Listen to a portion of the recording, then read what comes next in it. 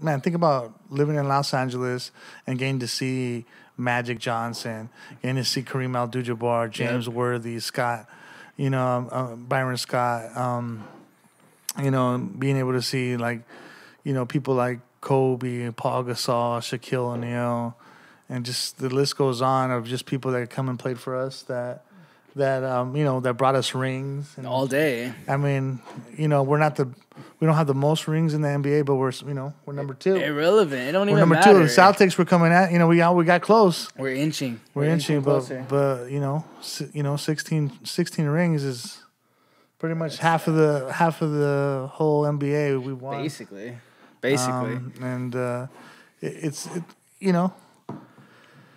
Lakers, man, fucking Lakers. So and then it's a people's team too, It is, and that's what I was actually getting to. Is I think the Lakers, in addition to just being an amazing NBA franchise, have such a cultural impact with Latinos, and I think there's a lot of different reasons for that. But what do you think might be one of the biggest reasons that Mexicans love basketball, or even just the Lakers specifically, or even Kobe specifically? Well, just think about it, man. It's like, it's like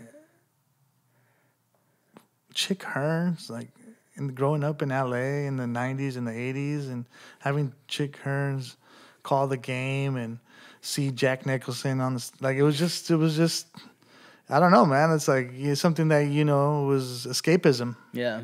And you saw the best athletes in the world. You know what I mean? And that was a time when basketball was starting to grow really big. Right. And if you think about that era from like the 90s, late 90s, and all the 2000s, pretty much the Lakers have been there, Yeah. And they've been like a force to be reckoned with. Yeah. And so when basketball was getting at its height, there were the front runners, with the Spurs and teams like that. But we're not going to talk about them. It's all about Lakers, baby. I think there's something to be said, too, when you're thinking about a team and a franchise, and you're obviously their geographical location, right? Being in LA, being one of the most largely Latino populated areas in the US, right? But also thinking about how growing up and watching that and seeing that inspires some sense of hope, right? And faith. A lot of people coming from maybe underprivileged backgrounds, from marginalized communities, and being able to make it and do something really big. Granted, you don't see a lot of Mexicans in basketball because we're generally pretty short. But There's a couple, yeah. But in general, I think at the end of the day, it's like being able to see this athleticism that you think is so beyond human. It feels supernatural. It feels like a superhero growing up. Right? Like thinking about the fact of how amazing of a player Kobe was, how him and Shaq were literally like Batman and Robin, right? It was like your idols, your heroes. If someone would have asked me as a kid, what was your favorite superhero? I probably would have said Kobe and Shaq. Right. I mean, for sure. I mean, they're definitely superheroes. And you got fucking, same thing with Magic and Kareem, Yeah. In those days, the Lake shows, the whole Showtime, you see these Magic Johnson dribbling down the court, this big old point guard, and then you throw these wicked-ass passes from down the court, and, like, it was just amazing to watch them. And then, and seeing that era, and then being them down a little bit, and then back with the Kobe era and Shaquille O'Neal era and Phil Jackson. But even now, I mean, even between that era and now, yeah, I mean, you have a development period, right? You got the period where you're building your team, you're building your roster. So, but yeah, and it happens. I mean, sometimes you got to roll with a bunch of smush Parkers just to be able to find, your Paul Gasols and exactly. Yeah, I mean, exactly. And like, you're right, LeBron James and everybody to come together. And I mean, LeBron James was in the game when Kobe was in the game, so like.